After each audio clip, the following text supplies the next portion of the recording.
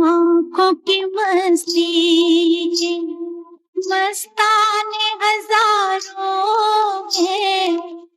कहा दो दिलों ने कि मिलकर कभी हम न होंगे जुदा।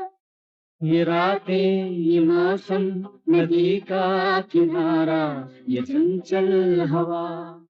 आओ हुजूर तुमको सितारों में ले चलो, दिल झूम वही दिल ने जिसे अपना हाथ जहाँ मैं हूँ वहाँ, अब तो ये जीना तेरे बिन है सवाल। कैसा है जनाब का, क्या ख्याल है आपका, तुम मचल गए हो यूं ही फिसल गए आ आ आ।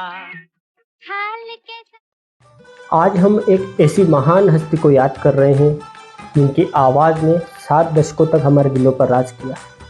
आशा भोसले सिर्फ एक गायिका नहीं बल्कि जीवंत और बहुमुखी प्रतिभा की मिसाल थी।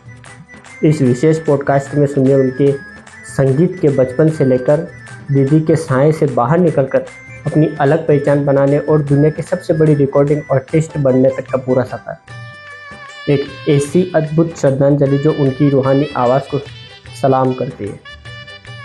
संगीत की कोई सरहद नहीं होती और कुछ आवाज़ें ऐसी होती हैं जो वक्त की सीमाओं को लांघ जाती है। आज जब हम उन्हें याद कर रहे हैं तो सिर्फ एक गायिका को नहीं बल्कि उस आग को याद कर रहे हैं जिसने हर मुश्किल को जलाकर सुरों की रोशनी पैदा की। आज बात संगीत की जादुई परी आशा भोसले जी की है। 8 सितंबर 1933 महाराष्ट्र के सांगली में एक नन्ही परी का जन्म हुआ। पंडित दीनानाथ मंगेशकर के घर में सुरों का बसेरा था। बचपन से ही पिता का साया उड़ गया और 5 भाई बहनों की जिम्मेदारी नहीं लाडली और उनकी बड़ी बहन लता दीदी पर आ गई। कोल्हापुर से मुंबई तक का वो सफ़र रेल की पटरियों पर नहीं बल्कि जिम्मेदारियों के बोझ तले तय हुआ।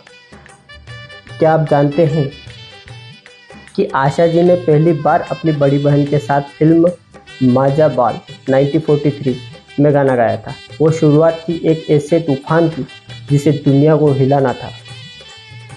कहते हैं कि बड़े पेड़ के नीचे छोटे पौधे अक्सर दब जाते हैं। आशा जी के सामने चुनौती बड़ी थी। एक तरफ लता मंगेशकर जैसी महान गायिका छवि और दूसरी तरफ खुद को साबित करने की भूख। शुरुआत में उन्हें वो गाने मिले जिन्हें बड़ी गायिकाएं ठुकरा देती थी, लेकिन आशा जी ने कभी हार नहीं मानी। उन्होंने अपनी आवाज़ को प्लेफुल बनाया और उसमें खनक भरी और साबित किया कि वो सिर्फ दुनिया दूसरी मंगेशकर नहीं बल्कि एक लौती आशा है।